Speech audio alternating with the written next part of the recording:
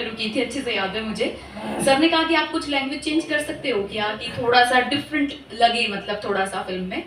मैंने कहा हाँ ठीक है। सर ने कहा कौन सी लैंग्वेज में, कोई भी। तो उन्होंने कहा चलो ठीक है, एक काम करें भोजपुरी करें इसको, थोड़ा तड़का लग जाएगा, क्योंकि हरियाणा तो सेम है, फिर हिंदी भी सब सेम है। मैंने कहा ओके। तो सीरियसली मैंने रात को इसे यूट्यूब पे सर्च किया और थोड़ा भोजपुरी लैंग्वेज को अपने माइंड में वो किया। उसके बाद नेक्स्ट डे से मैंने जितने हरियाणवी डायलॉग्स थे वो सब मैंने बिहारी मतलब भोजपुरी में कन्वर्ट करके बोले। और मैं खुद यकीन नहीं कर पा रही हूँ कि मैं इतनी अच्छी भोजपुरी कैसे बोल सकती हूँ, क्योंकि मैंने यूपी, हरियाणवी और इंग्लिश, हिंदी यही प्रोजेक्ट किए थे अब तक, तो भोजपुरी लैंग्वेज फर्स्ट टाइम बोली। अब तक तो कोई एक डायलॉग इसका कितने डायलॉग बताएं जो आपने अच्छे से बोला और लोग पसंद करें, जिस डायलॉग को भोजपुरी भाषा जिससे नॉर्मल रहता है। चलो सर को बहुत ज्यादा पसंद है, मोस्टली लोगों को पसंद है ये। जब विश्वास ही नहीं था तो काहे लाया आप हमें यहाँ, हम आपके पीछे अपना सब कुछ छोड़ कर आ गए और आप इस तरह से डायलॉग है। तो बहुत सारे हैं। पूरे जो अजीत का परिवार है उनका डाउट रहा है कि यह भाज नहीं जा, ये प्लान करे हैं, पूरा रोकने की कोशिश करे हैं कि यह भाजनी नहीं चाहिए, एक भैंस की तरह रुखाड़ी करने की कोशिश करें। तो उस टाइम पर फिर बेरा पटक तेरी रुखाड़ी चल रही है, तो तब ये डायलॉग मैडम का इसमें आवा है। नीरज जी आपसे एक सवाल है, जो आपने फिल्म बनाई है इस स्टोरी में कितनी रियल स्टोरी है, कितनी काल्पनिक है? क्योंकि जितना आपने देखा, आपने बताया पड़ोस का मामला था कुछ, ये टोटली काल्पनिक है। मेरे पड़ोस वाले ने ना भड़काइयो टोटली काल्पनिक है यार, मैं तो न्यू कहूँगा क्योंकि प्रेस बैठी है, अकेले वीडियो सब बताऊंगा रियलिटी नहीं पाए। नीरज जी ये कौन सी फिल्म आपकी पहली फिल्म है या इससे पहले भी आप फिल्म प्रोड्यूस कर चुके हाँ, हैं? मेरी काफ़ी सारे मेरे प्रोजेक्ट हैं। मेरा रमेश रोशनी की लव स्टोरी एक बहुत बड़ा प्रोजेक्ट हिट हुआ था, सोनाटेक मूवीज में था। तो काफ़ी सारे हैं मेरे, गणती छोड़ दी है भाई, 10-12 साल में सिर्फ वेब सीरीज और फिल्मों में बात। लेकिन हो कि हम लोग कैमरे के सामने नहीं आते, इसलिए लोगों को के सामने हमारा चेहरा नहीं आता, तो इस वजह से आप लोग से अनजान रह जाते हैं। वो फरार करने के बाद कैमरे के सामने आ गए आप।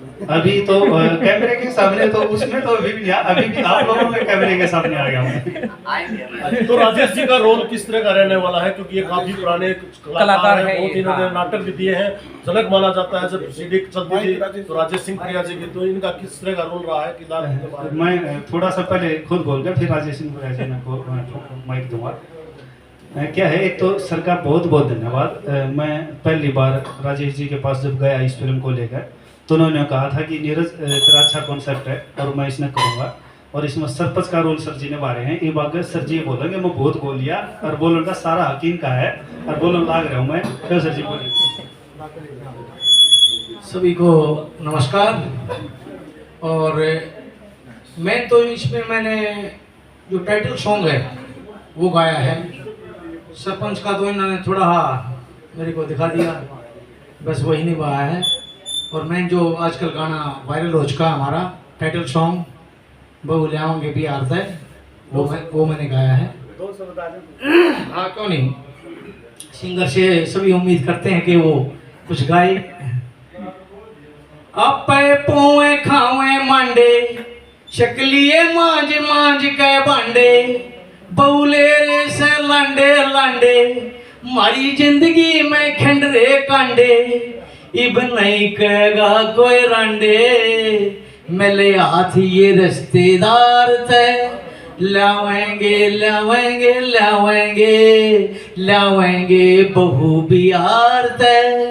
तो ये टाइटल सॉन्ग मैंने गाया है और सभी लोगों ने, हमारी हरियाणवी जनता ने, बाहर की जनता ने, मतलब इंटरनेशनल मामला हो चुका है, अभी ये बहुत ज़्यादा फेमस हो चुका है। और जो फिल्म है, फिल्म के बारे में तो ये बताएंगे, डायरेक्टर साहब बताएंगे, और ये हमारे ये हीरो साहब हैं, ये बताएंगे। राजेश जी आपसे एक सवाल है। हाँ पूछो। तो आप आज जो कई दिन से हरियाणवी इंडस्ट्री में जो बवाल मचा हुआ है गन कल्चर को लेकर, मासूम शर्मा उनमें मेन दिखाई दे रहे हो, गजेंद्र फोगाट, आप बहुत पुराने हरियाणवी इंडस्ट्री में, आप क्या कहना चाहोगे? आप किस तरह देखते हैं इसके?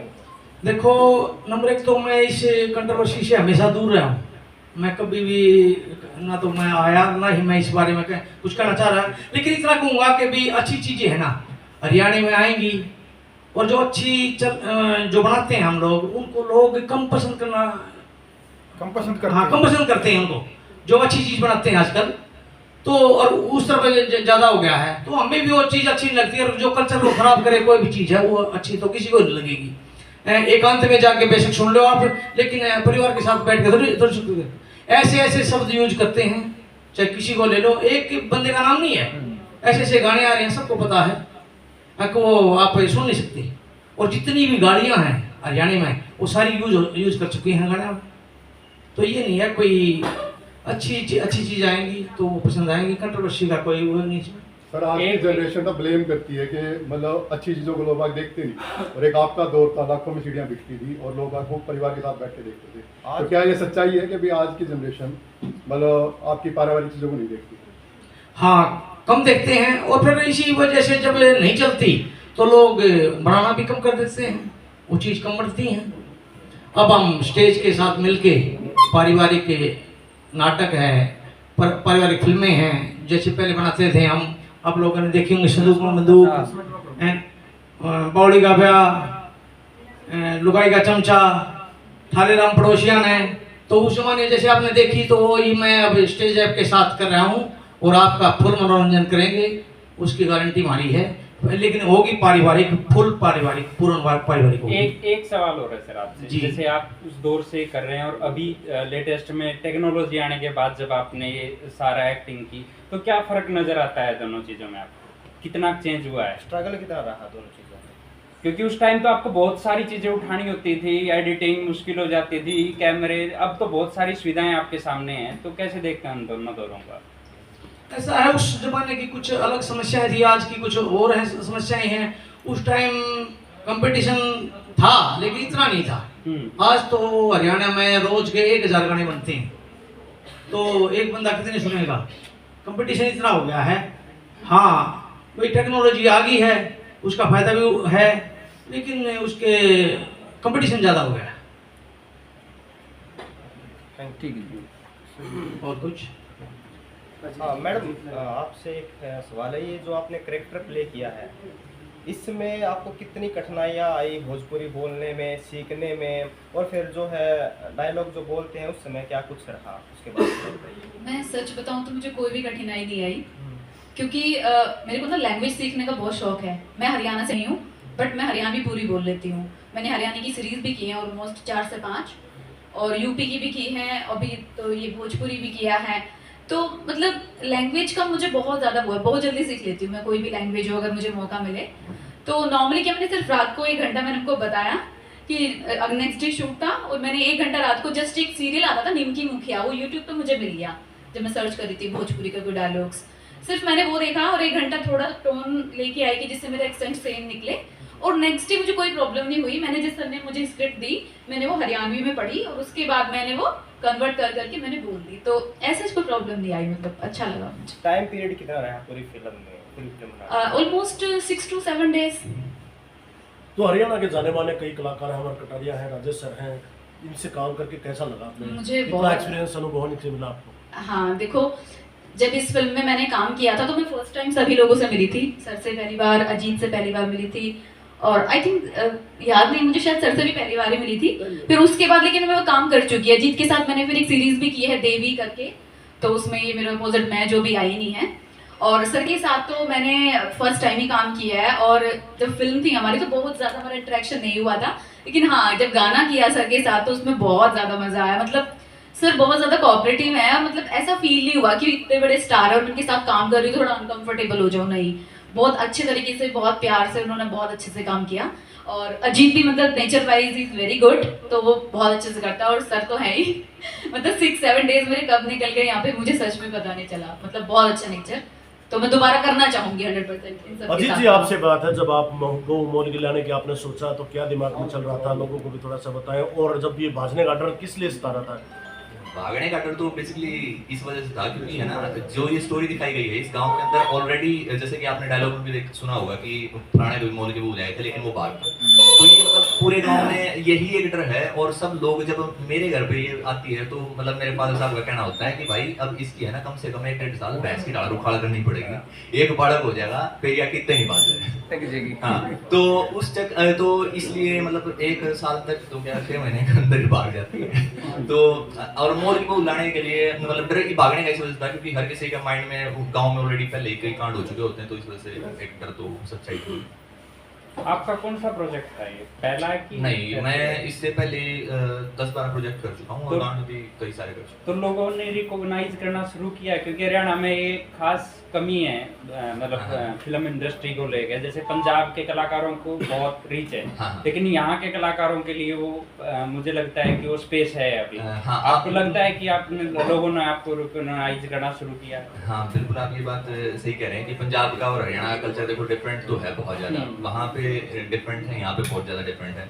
और रिकॉग्नाइज का तो ऐसा है कि मैं पहली बार इसको बोलते हैं एक सेलिब्रिटी मोमेंट, जब आपको कोई पहचान लेता है तो मैंने सबसे पहला जो मेरा गाना हिट हुआ था ना वो संजय दत्त गाना था, अमित भाई के साथ, हम सैंडल उत्तर का मेन लीड में मैंने किया था, तेरा यार भी तो ये का संजय दत्त। तो वो गाना रिलीज हो चुका था और मतलब मेरे को इतना कुछ वो नहीं था, अपना वही इधर एक दोस्त की शॉप होती थी, अभी भी है शिला बाईपास पे, तो मैं पैदल पैदल आ रहा था, मैंने तो अपना वही लोवर और चप्पल और टी शर्ट अपना मस्ती में तो मैं आ रहा तो आते आते भाई ने पहचान लिया, सोम समोसे वाले के पास चौक है जो वहाँ पे, कहता कि भाई आपका गाना देखा था संजय दत्त। मैंने कहा अच्छा, मैं अंदर से मतलब समझ नहीं आया क्या हो रहा है, तो मैं अंदर से बहुत ज़्यादा खुश, तो कहता भाई एक फोटो, मैंने उसकी तरफ देखा फिर मेरी तरफ देखा, वो टिप टॉप और मैं मतलब ऐसे, मैंने कहा भाई की इतना ली तो मतलब अच्छा लगता है ऑब्वियसली, लेकिन टाइम लगता है चीज़ों में। जिस तरह से हरियाणा इंडस्ट्रीज ग्रोथ कर रही है, कई जो है प्लेटफॉर्म आगे हैं, हरियाणा कलाकारों को बड़ी अच्छी अपॉर्चुनिटी मिल रही है पंजाब के कंपेरिजन, कहाँ देखते हैं हरियाणा इंडस्ट्री? मैं देखो हरियाणा इंडस्ट्री अगर सॉन्ग्स के लेवल पे बात करें तो हम कहीं ना कहीं मैच करते हैं, अब हम किसी से पीछे नहीं है सॉन्ग के मामले में। बॉम्बे में भी हमारे हरियाणा में बहुत सारे सॉन्ग आते हैं, केटी भाई इतना अच्छा कर रहे हैं, हनी सिंह के साथ भी लिरिक्स उन्होंने उनके सॉन्ग में दिए, तो और हाँ, लेकिन मूवीज़ के मामले में मैं मानता हूँ कि अभी टाइम लगेगा, बट हाँ हम सही डायरेक्शन में आगे बढ़ रहे हैं, धीरे धीरे चीज़ें हो जाएंगी। तो अमर जी हैं जो बड़े कई सीरीजों में भी काम किया, फिल्मों में भी काम किया है, इनसे किस तरह का? राजेश जी हैं बहुत पुराने कलाकार हैं, जाने माने हैं, काफ़ी इनका नाम रहा है हरियाणा में, तो इसको लाभ मिलेगा आपको जिस तरह से? ऑब्वियसली मिलेगा, जो मतलब जो गाने का जो मुझे गाने की तरफ से जो रिकॉग्नाइजेशन मिलेगी वो बेसिकली गाना तो इन्हीं की आवाज़ है, इन्हीं की वजह से हिट हुआ है, लेकिन उसमें लोग जब वीडियो देखेंगे तो मुझे देखेंगे तो ऑब्वियसली उसका बेनिफिट तो मुझे भी मिलेगा। तो और काम करने का एक्सपीरियंस राजेश जी के साथ पहली बार काम किया है, लेकिन मेरी बहुत दिली तमन्ना थी कि इनसे कभी मिलने का ऐसा मौका मिले, लेकिन मतलब हो नहीं पाता, मतलब इतने ज़्यादा पता भी नहीं होता कि कहाँ मिलेंगे कहाँ नहीं मिलेंगे। लेकिन जब नीरज भाई ने बताया कि भाई राजेश सिंह पुरिया जी हमारे साथ इस प्रोजेक्ट में हैं, तो मैं सच में आई वॉज वेरी हैप्पी। और अमर कटारिया जी को तो मैं बहुत पहले से जानता हूँ, तो अब मैं मोबाइल की शॉप पे जॉब करता था, तो वहाँ पे अमर कटारिया सर फ़ोन लेने के लिए आए थे, तो वो फोटो मेरे पास आज भी है मैंने इनको बोला था सर आपके साथ एक सेल्फी, मुझे लिटरली नहीं पता था कि आने वाले समय में इनके साथ काम करूँगा। अमर जी आपने भी बहुत ज़्यादा सीरियलों में काम किया, फिल्मों में भी काम किया है, किस तरह का रोल रहा आपका इसमें और क्या संदेश जाएगा समाज को? देखिए मेरा जो रोल है चाचा रोल है, और मैं ज़्यादा रोल फिल्मों में लड़कियां फादर बनना ज़्यादा पसंद करता हूँ, और इसमें मेरा अच्छा खासा रोल है, और एक सामाजिक जो आदमी होता है उस टाइप का एक रोल है, तो सिंपल है, ज़्यादा हाई फाई नहीं है, नॉर्मल जो होता है वो रोल है। तो बहू जब बाजी आपकी भेजेगी तो कैसा महसूस हो आपको? जब दुख होया थोड़ा, मैंने कहा भाई जहाँ से भागी है ना, वो गांव का चोरतन जो ना उसकी फील्डिंग मैंने लगवाई थी, क्योंकि कहाँ कहाँ जा सकती है, घर से निकलेगा तो बंदा फरार होता है तो रेलवे स्टेशन जाता है या बस स्टैंड जाता है या भाई कौन सी गाड़ी से जाता है, वो सारी प्लानिंग मेरी थी। पुलिस वाला भरोसा किस लिए नहीं हुआ आपको? क्योंकि भरोसा किस लिए नहीं हुआ? क्यों पुलिस वाले भरोसा नहीं करते इसलिए नहीं? देखो भरोसा वाली बात तो क्या है कि जो हमें एक मोल की भूल आते हैं, और अक्सर जैसे मेरे सर ने बताया था भाई गाँव में पड़ोस में भाग गई थी इस प्रकार से। देखो हमारा एरिया जो है, हम रह रहे हैं हरियाणा में, तो हमारे हरियाणा के आसपास के रिश्तेदारी हो तो बेस्ट रहते हैं, और बाहर से हम लाते हैं तो उनका नेचर आपस में मिलता नहीं है, तो ये बेकार होता है। क्योंकि दूसरे स्टेज में अगर आप लोग यहाँ आप हमारे यहाँ इंटरव्यू ले रहे हो, अगर आपको क्या आ जाए कि भाई आप बिहार में जाकर इंटरव्यू लेना होगा और 2 महीने रुकना, तो आप शायद नहीं रुक पाओगे, मौसम का और कल्चर का फर्क होता है। तो राजेश जी का और आप एक बार फिर देखे हैं तो किस तरह से दर्शक पसंद करेंगे? देखो राजेश जी हमारे बहुत सीधे भाई हैं। मैं जब फिल्मों में काम करता था तो पहली बार मैंने नाटकों में राजेश भाई के साथ काम करा था। राजेश जी ने मुझे एक रोल दिया था और काफ़ी वो रोल अच्छा भी लगा मेरे को। उसके बाद मेरी टीम नरेंद्र बजारा के साथ थी, राजेश सर की अलग थी, हमारी टीम अलग अलग ग्रुप थे हमारे। तो गलती से फिर मैं राजेश के पास बस चला गया तो नरेंद्र बजारा जी ने पता लग गया था तो कभी गुस्सा हुए बोला तो ना वो या तो वही रहा या ये रहा। फिर नरेंद्र के साथ रहा था मैं। तो फिर उसके बाद दोबारा से भाई साहब के साथ काम करने हमें मौका मिला और बहुत अच्छे इंसान है और बहुत दिल से हमने इनके साथ काम भी किया और बहुत अच्छा लगता है। ठीक है। और मैं एक बात और कहना चाहता हूँ आप लोगों को, भाई जैसे कि आजकल ये विवाद उठा हुआ है कल्चर के ऊपर, तो ये ज़्यादा इनको ज़्यादा बढ़ावा मत दो। लोग इस पर रील बनाकर ज़्यादा बढ़ावा दे रहे हैं। और रही बात ये जो गाने होते हैं एज एंटरटेनमेंट होते हैं, गाने गा दिए या कोई गाना कर दिया, इनसे कोई बदमाश नहीं बनता। अगर लोग इतना सोच के समझ गए, अगर गन के गाने सोच के अगर बदमाश बनते हैं तो मुझे नहीं लगता कि मैं दिन रात हेलमेट पहनाने के लिए लोगों को जागरूक करता हूँ, रोड पर खड़ा रहता हूँ। मेरे कहे से लोग हेलमेट क्यों नहीं पहनते? फिर अगर ऐसी बात है तो आम आदमी ने हेलमेट पहनना चाहिए। सभी जनता को मैं ये कहता हूँ भाई गाने एंटरटेनमेंट के लिए होते सुनो। अगर किसी चीज़ को आपने फॉलो करना है तो अमर कटारिया को फॉलो करो, क्योंकि ये हेलमेट लगाना आप सभी की जरूरत बंद है। आप लोगों का बचेगा आपका परिवार। गलती से अगर हम एक हेलमेट नहीं पहनते तो पूरा परिवार खराब हो जाता है। कोई एक युवा हमारा चला जाता है, क्योंकि आज हमारे युवाओं के खून की जरूरत हमारे देश को है, लेकिन सड़कों को, और सड़कों को ज़्यादा खून मिल रहा है, देश को कम मिल रहा है। तो मैं यही कहना चाहता हूँ कि आम लोग हेलमेट पहन के निकलें। Thank you so much. ठीक है।